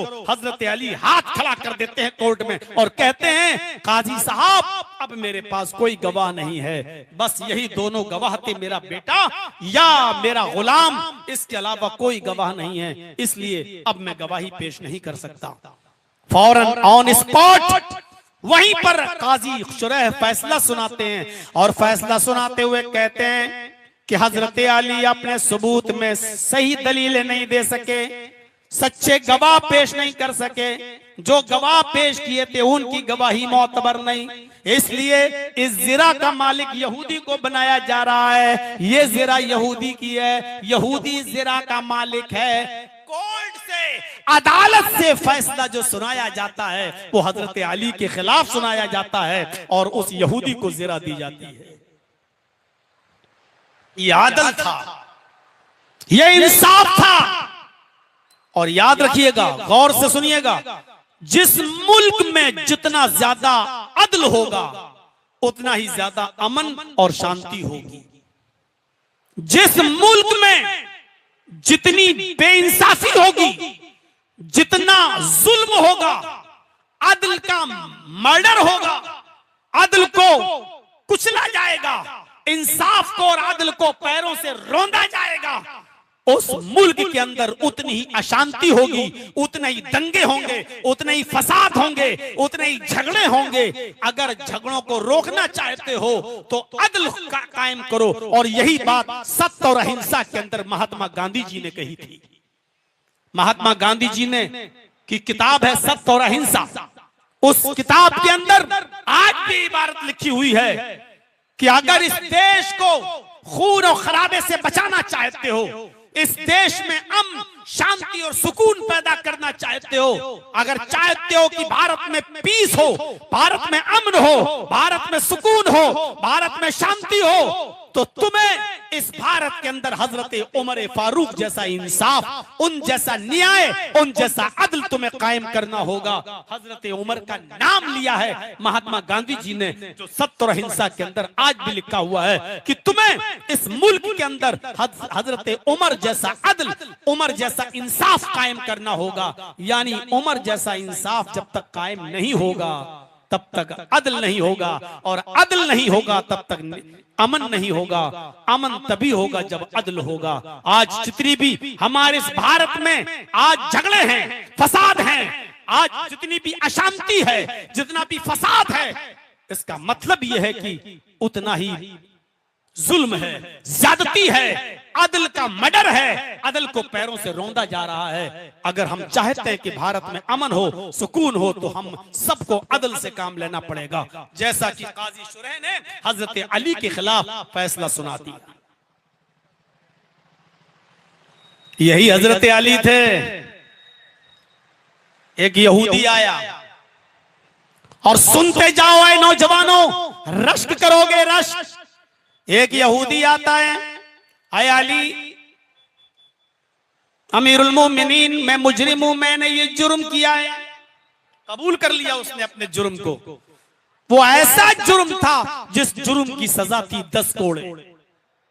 कितनी सजा थी उसकी? 10 कोड़े। हजरत अली ने कहा अब गवाह की जरूरत ही नहीं, जब मुजरिम ने अपने जुर्म को खुद कबूल कर लिया है, लिहाजा आए यहूदी तुम इधर खड़े हो जाओ, चलो। और अपने गुलाम कंबर से कहा हजरत अली ने, इसको 10 कोड़े मारो। किसको? यहूदी को।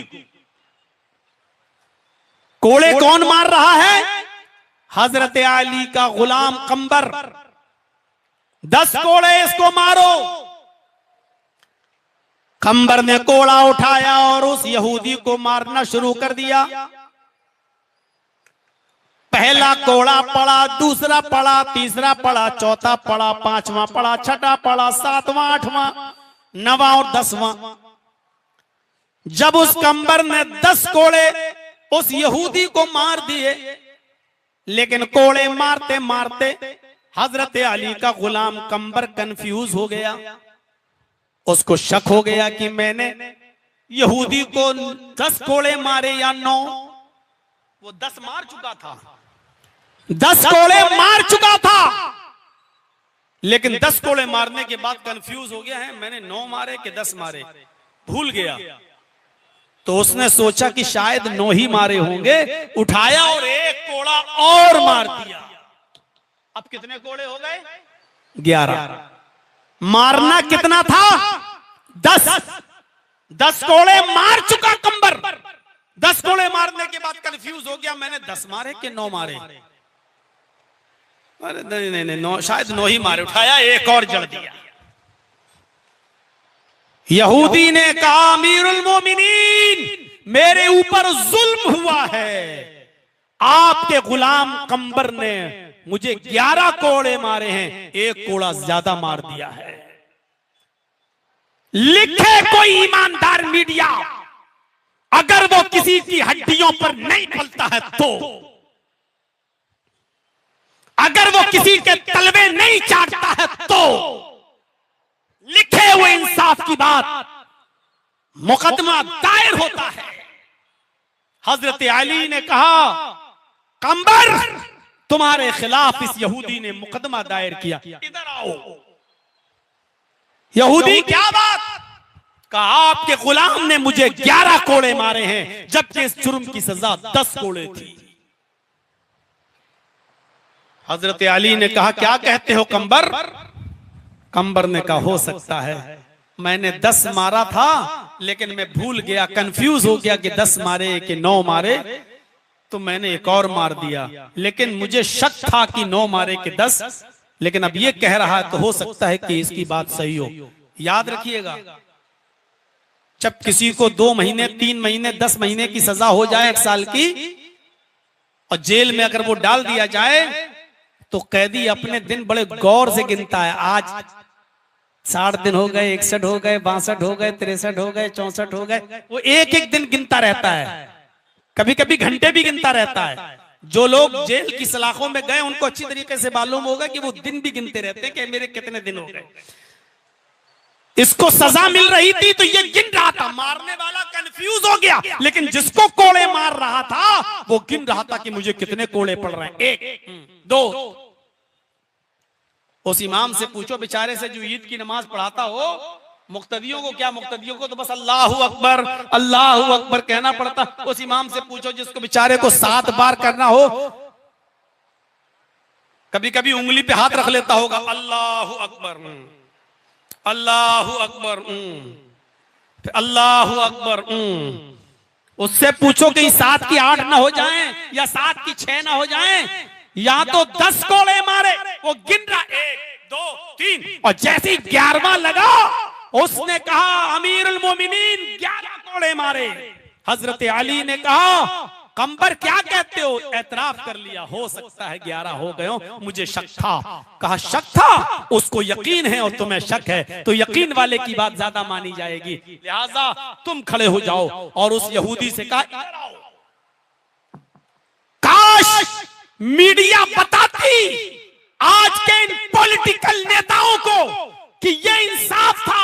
हजरत अली ने उस यहूदी को कोड़ा दिया और कहा क्या यहूदी, इसने 1 कोड़ा तेरे जिस्म पर मारा है ज्यादा, ये कोड़ा पकड़ और जितनी जोर से उसने तुझे कोड़ा मारा है तू भी मेरे गुलाम कंबर को 1 कोड़ा मार दे,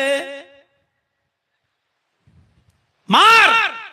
और उस यहूदी ने पूरे मजमे के सामने हजरत अली के उस गुलाम कंबर को 1 कोड़ा जड़ा है, 1 कोड़ा रसीद किया, 1 कोड़ा मारा। पूरे मजमे ने देखा, पूरे समाज ने देखा, पूरी सोसाइटी ने देखा। ये इस्लाम की खुसूसियात है कि वो अदल से काम लेता है, वो इंसाफ से काम लेता है। हिंदू मुस्लिम नहीं देखता, यहूदी ईसाई नहीं देखता।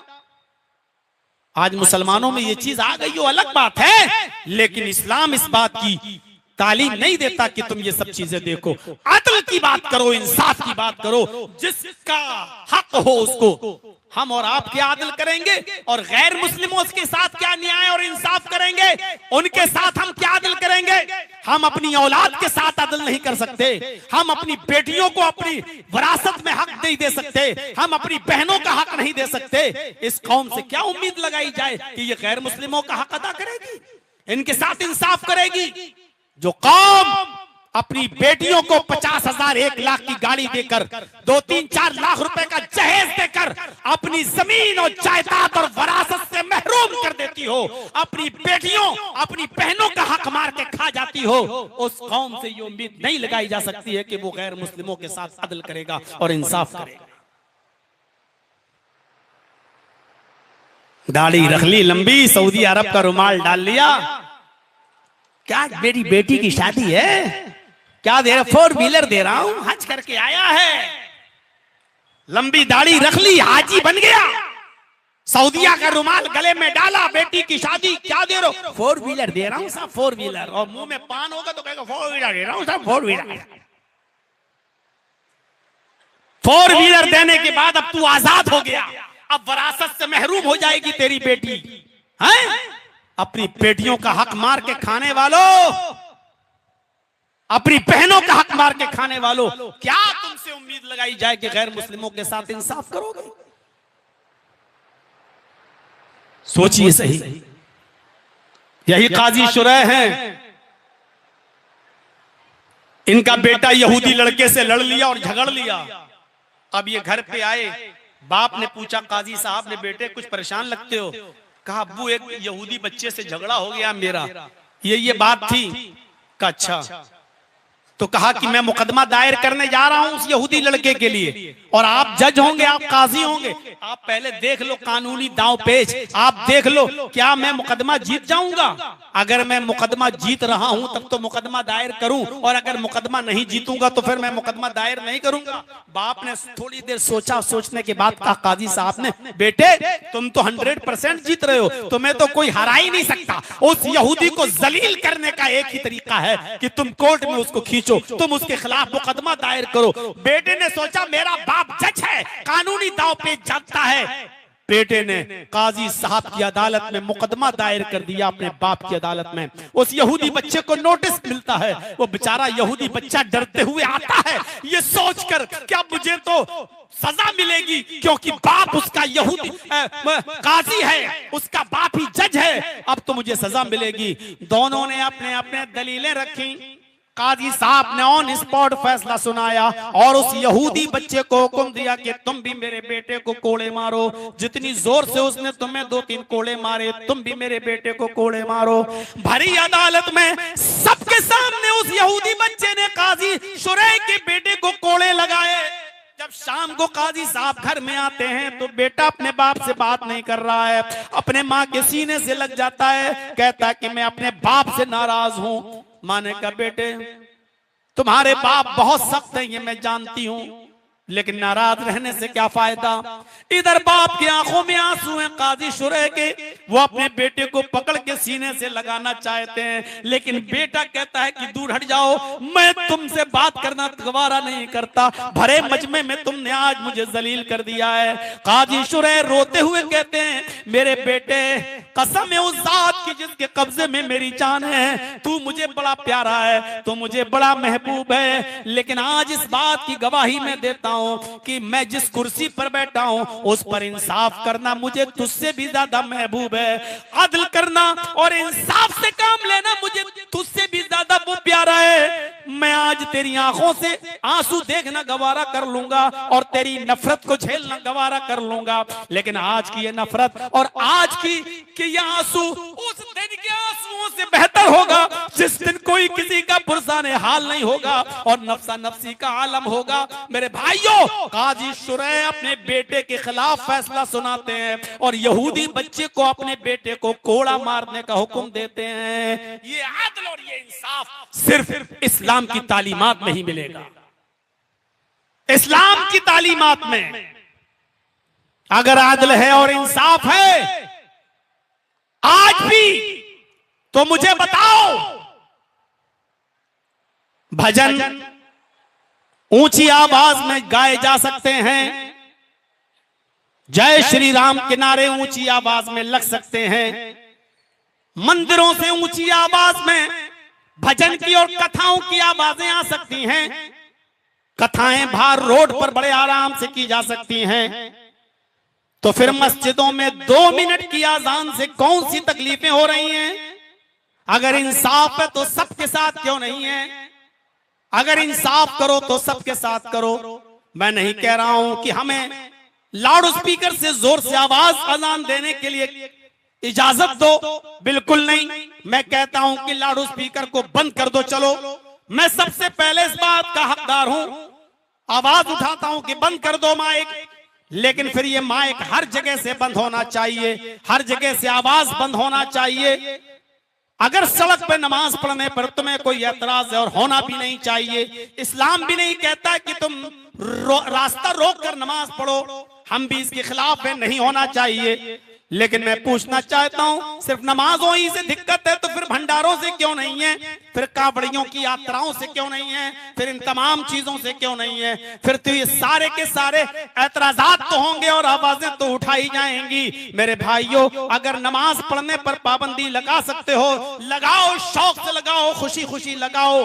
हम 2 मरतबा में नमाज पढ़ लेंगे, 3 मरतबा में नमाज पढ़ लेंगे, लेकिन ये पाबंदी फिर आप अपने मजहबी लोगों में भी लगाओ, अपने धार्मिक लोगों में के ऊपर भी लगाओ। फिर ये रास्ते जो वो लोग जाम करते हैं उन पर भी लगाओ। मेरे भाइयों, ये कहां का इंसाफ है कि ये कहो कि अगर सड़क पे नमाज पढ़ी गई तो डंडों से तुम्हारा इलाज किया जाएगा, और कांवड़िया अगर सड़क पर जाएं तो हेलीकॉप्टर से उनके ऊपर फूलों की बारिश की जाएगी। ये अदल नहीं है, ये इंसाफ नहीं है। और जिस मुल्क के अंदर अदल और इंसाफ नहीं होता है उस मुल्क के अंदर शांति भी नहीं होती है। शांति के लिए जरूरी है कि अदल हो और इंसाफ हो और न्याय हो, तभी उस मुल्क के अंदर शांति भी होगी। तीसरी चीज, चौथी चीज की तरफ थोड़ा सा और इशारा, इस्लाम दीन अदल है। तीसरी चीज, इस्लाम दीन सहल है, बहुत आसान दीन है। सख्ती है इसके अंदर, मैं ये नहीं कह रहा हूं सख्ती नहीं है। सख्ती तो इतनी है कि नमाज किसी भी हाल में नहीं छोड़ सकते हो। कितनी सख्ती है, किसी भी कंडीशन में नमाज नहीं छोड़ सकते हो। 6 लड़कियों के बाद अल्लाह ने एक बेटा दिया, कितनी खुशी है। आज बेटा हुआ है, कितनी खुशी। इधर बेटा हुआ, खुशी में आप झूम रहे हैं, उधर अजान की आवाज, चलो नमाज पढ़ना। इतनी बड़ी खुशी मिली है, लेकिन नमाज नहीं छोड़ सकते हो। 6 बेटियों के बाद अल्लाह ने एक बेटा दिया था, 12 साल का हुआ, 15 साल का हुआ, आज उस बेटे का इंतकाल हो गया। बेटियां तो बची, बेटे का इंतकाल, कितना बड़ा पहाड़ टूटेगा आपके ऊपर, बताइए आप। अल्लाह ने 6 बेटियों के बाद एक बेटा दिया, और 15 साल का 20 साल का हुआ तो बेटे का इंतकाल, वो बेटा मर गया। कितना अफसोस होगा आपको, आप रो रो कर आपका बुरा हाल हो जाएगा, गम से निढाल हो जाएंगे आप रो रहे हैं अपने बेटे के गम में, अपने बेटे के अफसोस में, आपकी आंखों से आंसू बह रहे हैं, और इसी वक्त अज़ान की आवाज आती है, अल्लाहु अकबर, अल्लाहु अकबर। ये गम का पहाड़ तुम्हारे ऊपर टूटा है, लेकिन नमाज तुम्हारे ऊपर भी है। चलो उठो, छोड़ो रोना पीटना बंद करो और मस्जिद में जाओ, नमाज पढ़ो। हाँ, आप नमाज के जरिए अल्लाह से मदद तलब करो। या अय्युहल्लज़ीना आमनुस्तईनु बिस्सब्रि वस्सलाह। तेरे ऊपर जो मुसीबत और गमों का पहाड़ टूटा है, सब्र और नमाज के जरिए अल्लाह से मदद मांग। इस मुसीबत के मौके पर भी नमाज माफ नहीं है। बीमार हो तब भी नमाज पढ़ना है। हाँ, सहूलत है थोड़ी, क्या खड़े होकर नहीं पढ़ सकते हो तो बैठकर पढ़ लो, बैठ के पढ़ने की ताकत नहीं हो तो लेट कर पढ़ लो, इशारे से पढ़ लो, होंठ हिलाकर पढ़ लो, लेकिन पढ़ना है। नलकी लगी हुई है पेशाब के जगह पर, और आपका पेशाब उसी थैली में आ रहा है, तो आपको नापाक नहीं माना जाएगा। आपकी इस मजबूरी पर भी, इस मजबूरी में भी आपको पाइप निकाल कर अपनी शर्मगाह धोने की जरूरत नहीं है, क्योंकि नलकी पड़ी हुई है और आप पेशाब कर रहे हैं, वो पेशाब उसी थैली में जा रहा है। और इस वक्त अजान का वक्त है, नमाज का वक्त है, तो आप थैली पड़ी रहने दीजिए, नलकी पड़ी रहने दीजिए। अगर वुजू बना सकते हैं तो बनाइए, वरना तयम्मुम करके नमाज पढ़िए। नमाज इस हाल में भी पढ़ना है। आपका ऑपरेशन हुआ है, किसी खतरनाक पाइल्स वगैरह का ऑपरेशन हुआ है, लेटरिन का रास्ता आपका बंद कर दिया गया है, साइड से एक रास्ता बनाकर थैली डाल दी गई है, आप लेटरिन कर रहे हैं, वो लेटरिन उस थैली में जा रही है, आप अभी धुल नहीं रहे। इस हाल में अगर आपका नमाज का वक्त हो गया है, तो इस कंडीशन में भी आपको नमाज पढ़ना है। आप नापाक नहीं माने जाएंगे, आपको इस कंडीशन में भी नमाज पढ़ना है।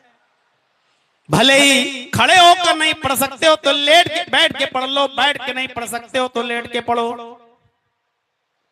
ये मस्जिदों में बड़े आज कुर्सियां रख दी जाती है, आराम से ठाड़ साहब हैं समाज के, चौधरी साहब कुर्सी पे साहब बैठ के नमाज पढ़ रहे हैं, कुर्सी पे। अल्लाह, कुर्सी पर भी बैठकर आप तब नमाज पढ़ सकते हो जब आप मस्जिद में नमाजियों के साथ मस्जिद में बैठकर नमाज पढ़ने की ताकत आपके अंदर न हो। अगर आप आसानी के साथ सफ में जमीन पर बैठ सकते हो और बैठकर नमाज पढ़ सकते हो, तो कुर्सी पर नमाज पढ़ना जायज नहीं है। चौधरी साहब बने साहब, मस्जिदों में कुर्सियां रख दी गई हैं, आ जाओ नमाज पढ़ लो। बड़ी आसानी के साथ अब लोग कुर्सी बिछा लेते हैं। अब रुकू करना हुआ बैठ गए।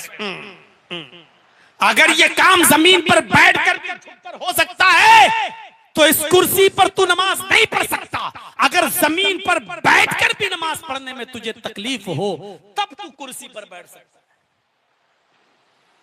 लेकिन तू आसानी के साथ अगर जमीन पर बैठकर सफ में बैठकर नमाज पढ़ सकता है तो तू बैठ। क्यों? अल्लाह के नबी के जमाने में कुर्सी नहीं थी क्या? क्या किसी साहबी से ये साबित है कि वो मस्जिद में कुर्सी लेकर जाया करते थे और नमाज पढ़ते थे? कुर्सी का लफ्ज तो हदीस में भी आया, कुर्सी का लफ्ज तो कुरान में भी आया, और आयतल कुर्सी के नाम से तो पूरी एक आयत ही नाजिल हुई है। वसिया कुर्सिय्युहु समावाति वल अर्ज़, कुरान में ये कुर्सी का लफ्ज मौजूद, हदीस में ये कुर्सी का लफ्ज मौजूद। इसका मतलब यह है कि सहाबा के जमाने में ये कुर्सियां मौजूद थी, लेकिन किसी सहाबी ने कुर्सी पर बैठकर नमाज नहीं पढ़ी है। मेरे भाइयों, जब आप जमीन पर बैठकर नमाज पढ़ सकते हैं तो बैठकर पढ़िए। आप जब जमीन पर बैठने में भी आपको तकलीफ हो रही हो, तब आप कुर्सी पर बैठ के नमाज पढ़ सकते हैं। क्या क्या आज हमने उसूल और ज़ाब्ते बना लिए साहब, आराम देखा जा रहा, आराम। तो मैं बात इधर निकल गई, तो कह ये रहा था मेरे भाइयों कि इस्लाम के अंदर ये सहूलत है। अगर आप वुजू बनाने से बीमार पड़ रहे हैं तो आपको तयम्मुम की इजाजत है, लेकिन नमाज फिर भी पढ़ना है। सफर में जा रहे हैं तो पूरी मत पढ़िए, आप जोहर की 2 रकात पढ़ लीजिए, असर में 2 पढ़ लीजिए, मगरिब में पूरी 3 पढ़ लीजिए, ईशा में 2 पढ़ लीजिए और 1 वितर पढ़ लीजिए। फजर में आप पूरी 4 पढ़ना पड़ेगी, 2 सुन्नत 2 फर्ज हो गया, लेकिन नमाज फिर भी पढ़ना है। ये दीनु सहल है, आसानी पैदा करता है ये इस्लाम, सख्ती नहीं है, किसी भी कीमत पर सख्ती नहीं। अब खड़े होने की ताकत नहीं है तो फिर भी कहो पढ़ो, खड़े होकर पढ़ो, नहीं। अगर नहीं है खड़े होकर पढ़ने की तो बैठ के पढ़ लो। अब बैठा भी नहीं जा रहा है तो कहा गया लेट के पढ़ लो। ये आसानी दी गई है इस्लाम के अंदर। अगर वुजू के पानी से बीमारी लायक हो सकती है, डर है कि हम और बीमार हो जाएंगे, तो जरूरत नहीं है कि वुजू बनाओ, तयम्मुम करके नमाज पढ़ लो, लेकिन नमाज पढ़ो। सफर में हो तो 2 नमाजों को एक कर लो, ये आसानी दे दी गई है। जोहर और असर एक साथ पढ़ लो, मगरिब और इशा एक साथ पढ़ लो। अगर मस्जिद में आप चले गए और जोहर के टाइम पहुंचे और बारिश होने लगी और आपको डर है कि ये बारिश लंबी होगी, तो जोहर के साथ असर भी वहीं पढ़ा दी जाएगी और जोहर और असर एक साथ पढ़ लो। मगरिब में अगर आप पहुंचते हैं और आपको डर है कि बारिश रुकेगी नहीं, बहुत तेज बारिश हो रही है, तो मगरिब के साथ इशा भी वहीं जमात के साथ अदा कर लो और घर पे चले आओ। मगरिब और इशा एक साथ पढ़ी जा सकती है, जोहर और असर एक साथ पढ़ी जा सकती है, लेकिन नमाज माफ नहीं है। आसानी तो है लेकिन माफी नहीं है। मेरे भाइयों, यहां से हम अंदाजा लगाएं कि दीन के अंदर कितनी आसानी है, दीन के अंदर कितनी सहूलत है। वो वाकया आपने 50 बार हमारी तकरीरों में कहीं ना कहीं सुना होगा कि इतनी आसानी कि एक सहाबी अल्लाह के नबी सल्लल्लाहु अलैहि वसल्लम के पास आए और आकर कहने लगे, आए अल्लाह के नबी, मैं तो हलाक हो गया, मैं तो बर्बाद हो गया। आपने कहा क्या हुआ? कहा अल्लाह के रसूल, रोजे की हालत में मैं अपनी बीवी से हम बिस्तरी कर लिया। सोचिए, रोजे की हालत में मैं अपनी बीवी से मिल बैठा, रोजे की हालत में मुझसे एक जुर्म हो गया है, खता हो गई, गलती हो गई, मैं बीवी से मिल लिया। अल्लाह के नबी ने कहा अच्छा, फर्ज रोजा था वो, बीवी से मिल ले, का कफारा अदा करो। का क्या है कफारा? आपने कहा एक गुलाम आजाद करो। उसने कहा अल्लाह के नबी, पूरी जिंदगी मुझे दूसरे की गुलामी करते हुए हो गई, मैं कहां से गुलाम खरीद कर लाऊं और आजाद करूं? मैं तो खुद गरीब आदमी हूं, मैं गुलाम आजाद करने की ताकत नहीं रखता। आपने कहा फिर भी बचोगे नहीं, तुम्हारे लिए दूसरा ऑप्शन भी है। कहा क्या? फरमाया दूसरा ऑप्शन यह है, अगर गुलाम आजाद करने की ताकत नहीं है तो 60 रोजे रखो मुसलसल, पे दर पे, कंटिन्यू, शहरैनी मुतताबिऐन। कुरान में कहा गया ना, फसयाम शहरैन मुतताबि, 2 महीने के कंटिन्यू, रेगुलर, मुसलसल, पे दर पे ये रोजे रखो, कंटिन्यू, एक भी छोड़ नहीं सकते हो बीच में। 2 महीने के पूरे रोजे। ये रोजा तो आपका खराब हो ही गया, जिस रोजे में आप बीवी से मिले, इसको तो पूरा करना ही पड़ेगा। इस रोजे की कज़ा भी करना पड़ेगी और साथ में 60 रोजे और रखना पड़ेंगे। 2 महीने के, फस्याम शहरैन मुतताबिऐन, 2 महीने के रोजे और रखना पड़ेंगे और कंटिन्यू रखना पड़ेंगे लगातार। आपने 55 रोजे रख लिए, 55। अब आपने सोचा थक गया हूं यार, चलो एक दिन आराम कर लेते हैं, एक छोड़ देते हैं, 5 ही तो रह गए, बाद में रख लेंगे। एक रोजा आपने छोड़ दिया, 55 बेकार। एक छोड़ दिया, 55 बेकार। अब फिर से रखो 1 से 60। हाँ, बिला उज्र छोड़ा तो, अगर कोई बीमारी हो गई, उज्र बुखार आ गया, डॉक्टर ने मना कर दिया कि नहीं नहीं अब तुम रोजा नहीं रख सकते हो, अगर किसी उज्र की वजह से रोजा छोड़ रहे हो तो छोड़ सकते हो, जितने हो गए उसको मान लिया जाएगा, और उसके बाद जब तुम सही हो जाओ तो जो बाकी बचे वो बाद में पूरा कर लो, अगर उज्र की बुनियाद पर छोड़ रहे हो तो। लेकिन अगर ऐसे ही छोड़ दिया, नहीं यार एक दिन सस्ता लेते हैं, 5 ही तो रह गए, एक रोजा छोड़ देते बाद में रख लेंगे, 5 ही तो रह गए, जहां एक छोड़ा बिला उज्र शरई, वो जितने रखे सब बेकार, अब फिर से रखो 1 से 60। सोच लिया कितनी बड़ी सजा है रोजे की हालत में बीवी से मिलने की। हा? और नौजवानों मेरी बात को समझना, बीवी से मिलने की ये सजा है,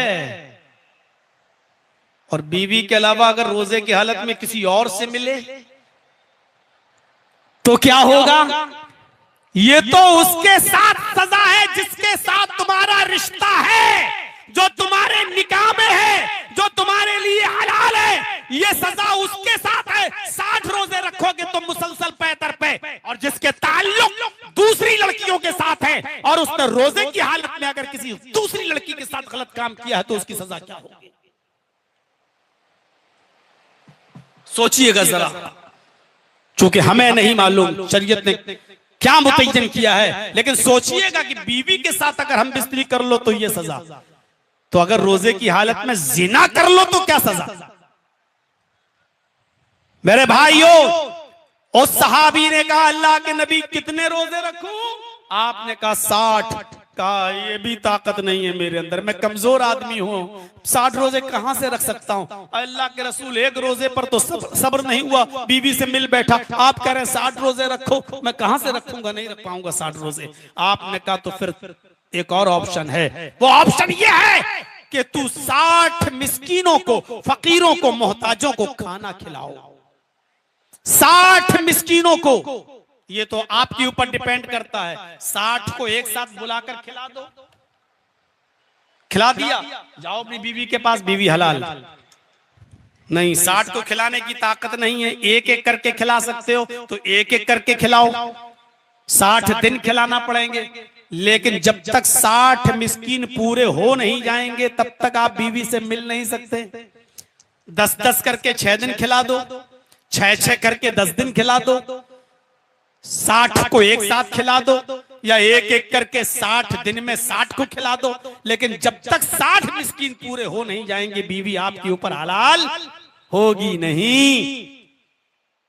सर पकड़ लिया, 60 मिस्कीन का अल्लाह के रसूल आपको पता नहीं है मेरी हालत, मेरा हाल यह है कि सुबह खा लूं तो शाम को भूखा सोता हूं, और शाम को खा लूं तो सुबह भूखा उठता हूं। हमारे और हमारे बच्चों के पास खुद एक टाइम का खाना मिलता है, एक टाइम भूखे सोते हैं, हम 60 मिस्कीनों को खाना कहां से खिलाएंगे? ये तीसरा ऑप्शन भी हम नहीं कर पाएंगे।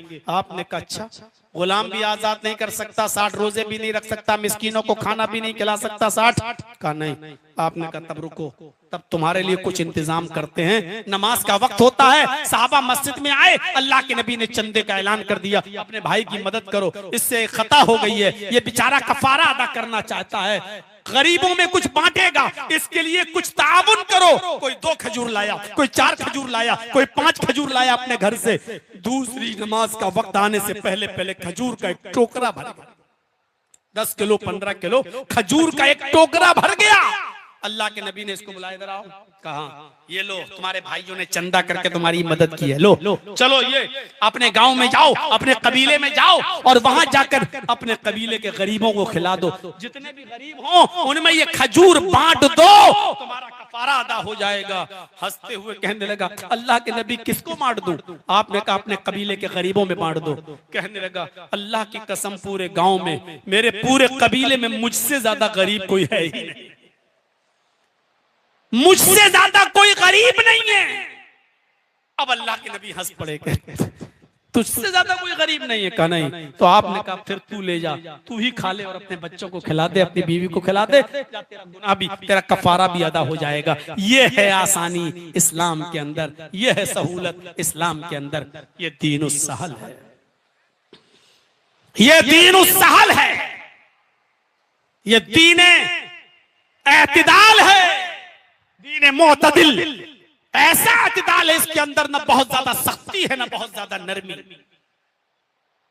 वुजू के लिए पानी शर्त है, वुजू बनाओ, लेकिन इतनी सख्ती नहीं है कि पानी पूरे इलाके में नहीं मिल रहा है तो 20 रुपए की पानी की बोतल खरीदो बिस्लरी की और उससे वुजू बनाओ। इतनी सख्ती नहीं है। पानी नहीं मिल रहा है तो तयम्मुम कर लो। ज़कात फर्ज है, लेकिन यह कहा गया है कि अगर तुम्हारे पास इस्तिताअत है तो 7.5 तोले सोना और 52.5 या 52.5 तोले चांदी, ये आपका निसाब है। इसके बराबर आपके पास रकम है और 1 साल गुजर चुकी है तो आपके ऊपर ज़कात देना है। ज़कात ये इस्लाम के अरकान में एक बेहतरीन रुकन है। ज़कात मुसलमान पर फर्ज है, लेकिन ये नहीं कहा गया कि तेरे पास जब इस्तिताअत ही नहीं है तो अपना घर मकान बेचकर ज़कात दे। ये नहीं कहा गया कि किसी के घर में चोरी करके ला लेकिन ज़कात दे। अगर तेरी इस्तिताअत नहीं है तो तेरे ऊपर ज़कात फर्ज भी नहीं है। एतदाल देखिए, हज हर मुसलमान पर फर्ज है जिंदगी में एक बार, लेकिन यह भी कह दिया गया इन इस्तताअत इलैहि सबीला, अगर वहां तक जाने की ताकत है तुम्हारे अंदर तो। लेकिन यह भी है कि अगर वहां तक जाने की ताकत नहीं है, इस्तिताअत नहीं है, तो यह नहीं कहा गया कि जिस दुकान पर बैठकर तुम अपने रोजी रोटी कमाते हो और अपने बीवी बच्चों का पेट पालते हो तुम उस दुकान को बेचकर हज करने जाओ। यह नहीं कहा गया कि तुम जिस खेत में अनाज और गल्ला बोकर काश्तकारी करते हो और गल्ला अनाज बेचते हो तुम अपना खेत बेचकर हज करने जाओ। यह नहीं कहा गया। मेरे भाइयों, ये इस्लाम दीन मुअतदिल है। हज फर्ज तो है, लेकिन जाने की ताकत हो तो। घर बेचकर नहीं, दुकान बेचकर नहीं, खेत बेचकर नहीं। ज़कात फर्ज है, लेकिन दुकान बेचकर नहीं, ज़कात बेचकर नहीं। मेरे भाइयों, इस्लाम दीन मुअतदिल है। इस्लाम के अंदर एक एतदाल पाया जाता है। तो ये इस्लाम के अंदर ये खूबियां हैं और भी बहुत सी खूबियां। इस्लाम दीन रहमत है, इस्लाम दीन तक़वा है, इस्लाम दीन रूहानियत है। इस्लाम को अल्लाह ने बेशुमार खूबियों से नवाजा है। लेकिन 1 घंटा 40 मिनट में बोल चुका हूं। इरादा था कि 1.5 घंटे तक बोलूंगा, लेकिन 40 मिनट 10 मिनट में और ज्यादा अपनी मर्जी से आपके सामने रख दिया। मेरे भाइयों, कल जुमे का खुतबा मुझे रांची में देना है और रांची के लोग आ भी चुके हैं अपनी गाड़ी लेकर, फिर वहीं से मुझे दिल्ली के लिए निकलना भी है। तो ये चंद बुनियादी बातें मैंने आपके सामने रखकर इस्लाम की खुसूसियात पर तकरीर की है कि इस्लाम दीन तौहीद है, इस्लाम दीन रिसालत है, इस्लाम दीन अदल है, इस्लाम दीन मसाबात है, इस्लाम दीन सहल है, इस्लाम दीन रहमत है, इस्लाम दीन मुअतदिल है। अल्लाह से हम दुआ करते हैं कि अल्लाह ये इस्लाम जो सारे नबियों का दीन है, इस इस्लाम पर हमें अमल करने की तौफीक अता फरमा और इस इस्लाम को हमें मजबूती के साथ पकड़ने की तौफीक अता फरमा। और इस्लाम के अलावा जो लोग दूसरे मजहबों को तलाश कर रहे हैं, अल्लाह उनको इस्लाम का सही मुताला करने की तौफीक अता फरमा। अल्लाह आलमीन इस्लाम की मोहब्बत हमारे दिलों में पैदा फरमा दे और हम सब इस्लाम के शेदाई बन जाएं, इस्लाम का पैरोकार बना दे। अल्लाह आलमीन जब तक तू हमें जिंदा रख, इस्लाम पर जिंदा रखना, और जब हमारा खात्मा हो तो ईमान पर हमारा खात्मा फरमाना। वमा अलैना इल्लल बलागुल मुबीन व आखिरु दअवाना अनिल हम्दुलिल्लाहि रब्बिल आलमीन। अस्सलामु अलैकुम व रहमतुल्लाहि व बरकातुहू।